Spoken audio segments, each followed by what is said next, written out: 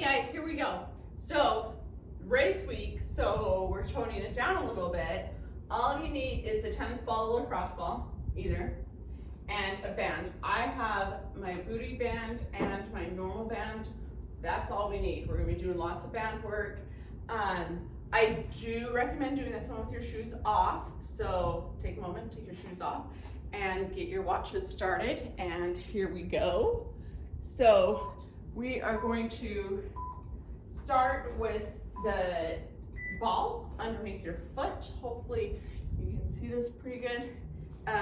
You're gonna put your heel on the ground, and then you're gonna spread your toes and grab the ball. Spread your toes and grab the ball, okay?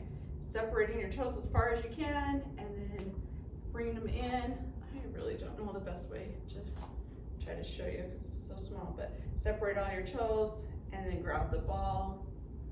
Doing this a few times on this foot. But when you're sitting, when you're smashing to the ball, it really is adding space in between all of your metatarsals, all of this part of your foot, right? That's a big part of why we're doing this. If you have a hard time moving your toes at all, that's normal, I promise.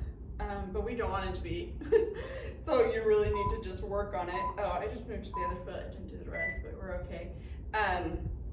It is a neurological thing. You will be able to move your toes. It's one of the evaluations I do with all my runners is if they can just move their toes, like their toes separate from their big toe. And if they can do that, then you want to be able to separate your toes so like none of them are touching each other. And that's what we're doing here. Push down, separate your toes, and then curl the ball, okay? Good deal. Keep going, we're almost there. I should have, this foot's definitely getting more because it didn't take the little break, but oh well. Feels good.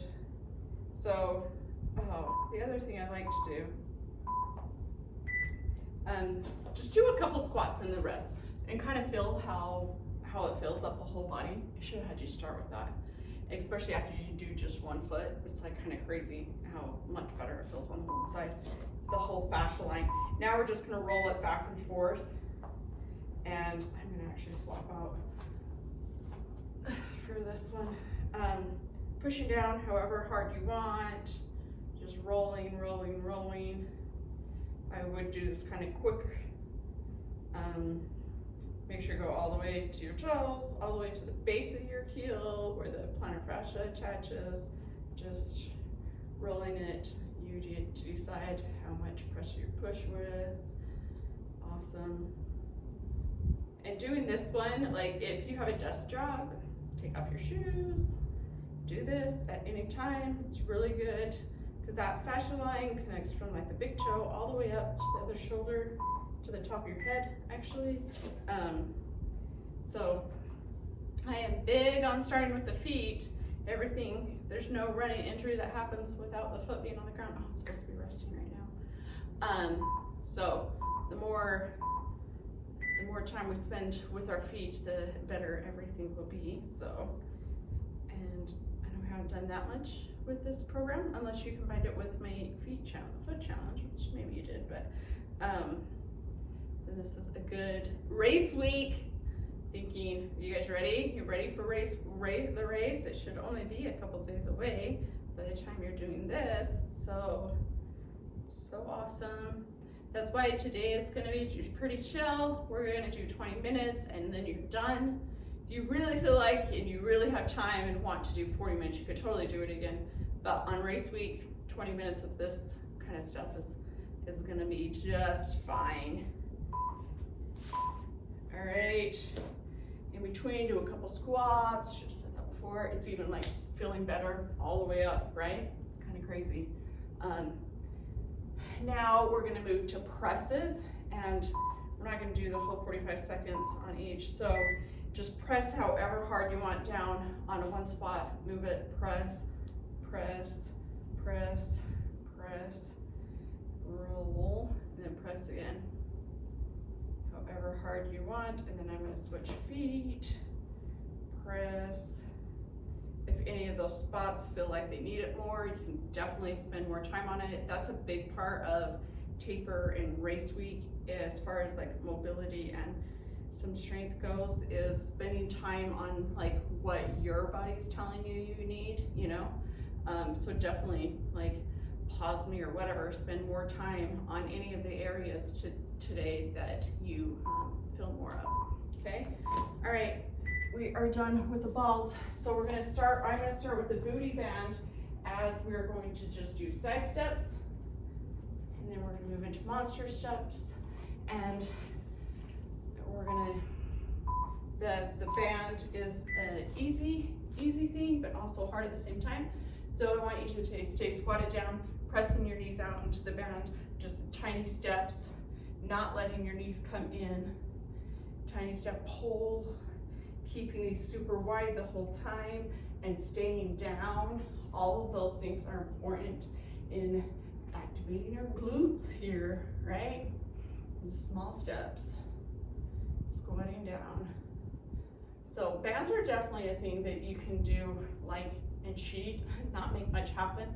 As I do bands a lot with my kids, my high school kids, and even into my like middle school, intermediate age kids, and they can definitely do it so that they don't get as much out of it. So you gotta choose how much you want out of it. Now we're gonna do monster walks. So I'm gonna actually go forward, me squatting down again, and take big step, but also to the angle.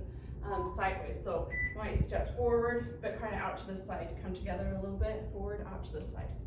Maybe I'll come just straight at you.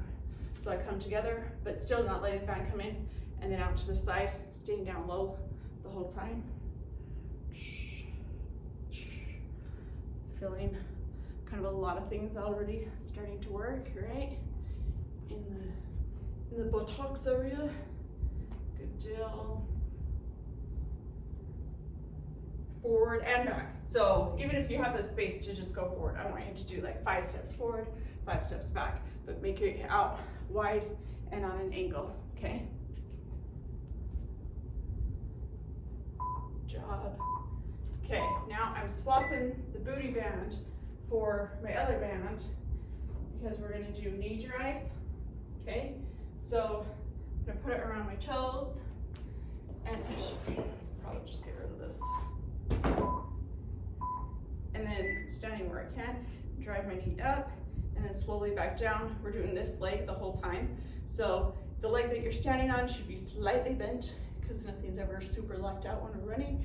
And just driving that knee, flexing it up, making sure that you bring your keeping the band will also make you try to keep your toes up, okay? Get the anterior tib front of the shin going as well. So you will come up this band, now that I'm here, noticing it's kind of wussy. So if I'm going higher than you, that's just no, it's just because I got a wussier band, but that's fine. But just drive up, like I always do say, try to go up to your belly button, but it does depend on how tough your band is, which is why I switched out from the booty band. There's no way the booty band doesn't fit on my feet as much, and I definitely want to get as much pull from it. Those are awesome for like the things that we just used them with, not as awesome for this kind of stuff. But just use what you got. Okay, other leg, knee drive. Leg that you're standing on, slightly bent. And even when you're standing on that leg, try not to shift a ton of body weight, or your hip going out. Those are both things that you end up doing when you're running that we don't want you to do. And with this, driving your knee up, we want your knee to come straight up and down, okay? Not crossing, or not crossing this way. So you're like, oh, I can get up higher if I go across. It doesn't matter, okay? Just straight, stay in its line, with the shoulder and the hip, okay? Up and down. That's important. Keeping the leg that you're standing on slightly bent. Kind of gripping the ground with your toes, feeling all of the things there. I think we got, now we're gonna kick back.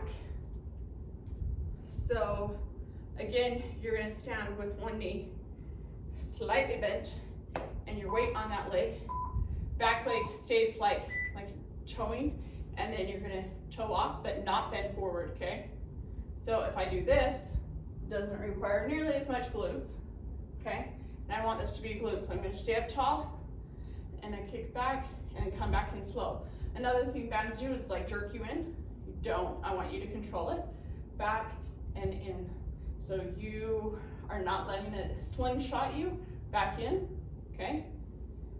And you're not leaning forward too much, but just kind of start feeling it, right? Gripping the ground with your other foot. Seeing how your balance is today, right? You're falling all over the place. Good deal. Of course, now we're switching sides.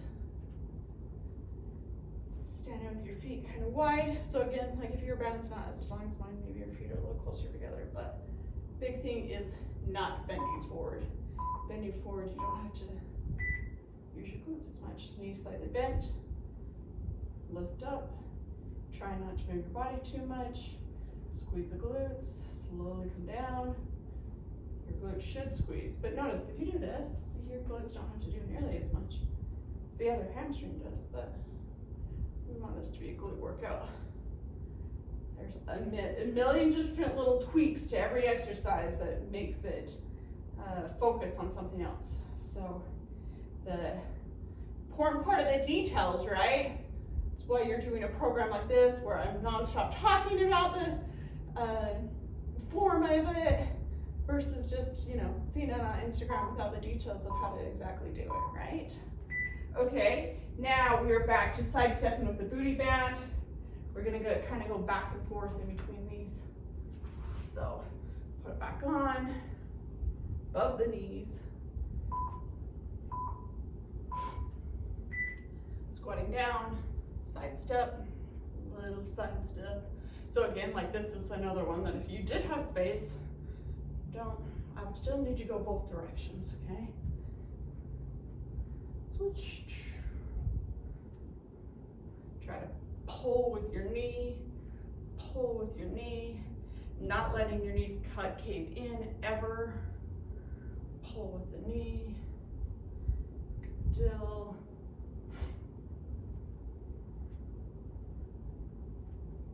Shouldn't be super hard, but you should also be feeling like you're doing some stuff, right? You know?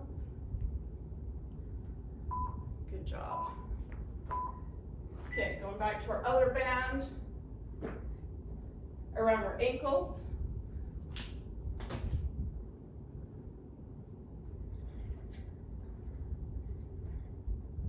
And we're gonna kick to the side, okay? So knees slightly bent, just going out to the side and back in. Again, trying not to shift your body weight a ton, because if like we don't care about the height as much as we care about the form. So if you have to shift your body a ton, then don't worry about going that high, okay? But don't let it slingshot you back in. So I'm trying to hold the top for a second and then come back in. And I'm not ever letting there be a lot of slack in the band.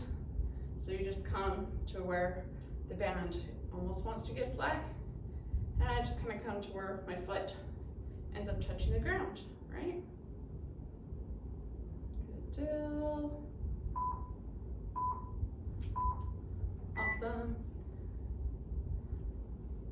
Now switching sides, of course. Starting to feel some stuff. We're a few minutes in, right? Gonna walk around if you need to. Now, same thing other side. Knee slightly bent, straight out to the side, and back in. Try not to lean a ton, shift a ton with your body weight, or your upper body, I mean. Like putting your hands on your hips or just a little bit lower than your hips, because you should feel all of that working underneath this hand. Feel all of those muscles doing their jobs, right? Good deal.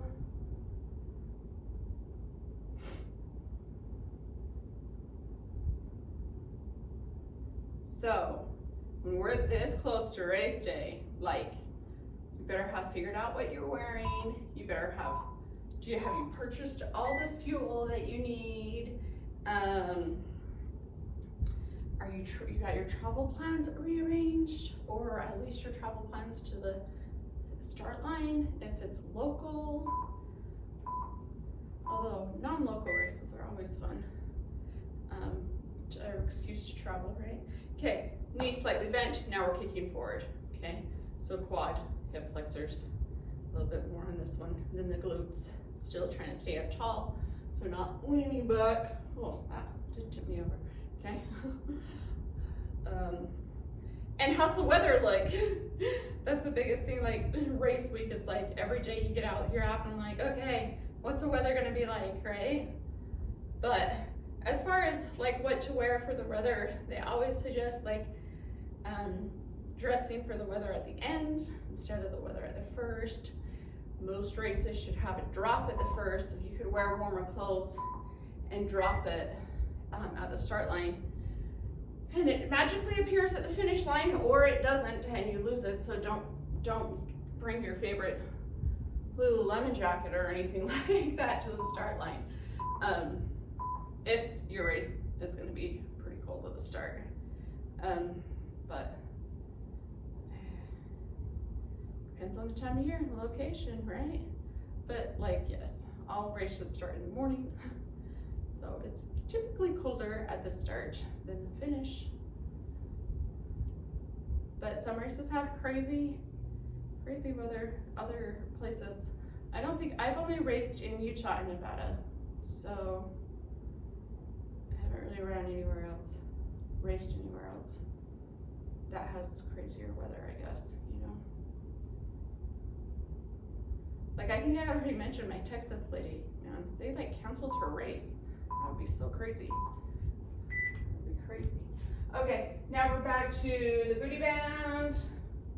Side step one more time. Last time side stepping. If you need to walk around for a minute, because we're doing some stuff, so if you feel like you want to walk around in between, totally fine. Squat down, side step, good deal.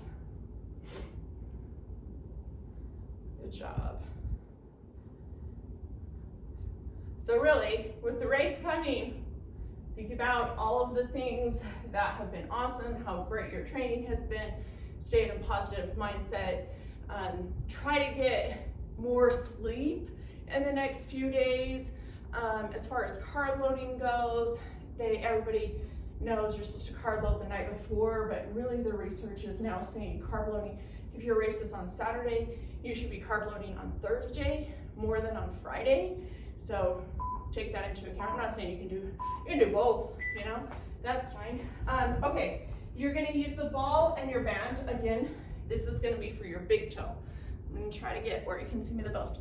So I'm gonna put my foot on top of the band, on the top of the ball, and then this band is just on my big toe, and I'm gonna curl it under, maybe you can't see that at all. So we're gonna do kind of the same thing we did at first, is, so it's up, and then I'm gonna use, all your toes are gonna go down. If you can, I can maybe curl just my big toe, but big toe pressing down, okay? And then don't let it slingshot you up. This is another super weird one. And if you're not, if you're like, dude, I can't even move my toes, then just go back to trying to move your toes, okay? This would be very frustrating if you can't even move your toes. So let's start at the level that you're at. Good deal.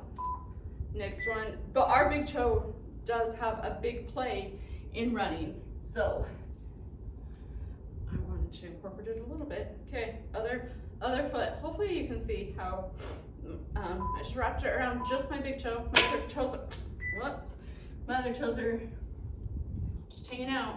So it helps stretch it up, and then I have to use my big toe muscles to push it down and curl the ball, and then try not to let it slingshot me back up. And notice if one toe is, like one foot is better at this than others. Often when I'm doing this with somebody for the very first time, they do one foot at a time. Just seems to be like the natural thing to do. I don't know, whenever I'm doing them, I always do them together, but I've spent a lot more time doing this stuff than a lot more years doing this stuff than a lot of people I work with, so. Awesome, okay, last one, we're gonna do another round of monster walks, and then we hit 20 minutes. Didn't that freaking go by so fast? And it's kind of fun to have one where you're like not totally out of breath, not, you know, not a heavy lifting day. But that's what we need on race week. Race week. So step together, pull apart, step together, pull apart on the diagonal again, and of course backwards. Anyways, I am excited for you. I want you to share all of your experiences with me. Tag me in your flat me posts. Are you posting your outfit the night before? And then of course your medal on Monday after, or even the race day after, whenever. There's so many cool medals nowadays. Oh my gosh, like I'm stoked for even the medals, you know what I mean? You work pretty hard for that free banana at the end, right? I love those like shirts that say that kind of stuff. Okay, you did it. If you have a lot more time and you want to do it again, totally fine. If you want to be done, totally awesome. This is race week. You got this.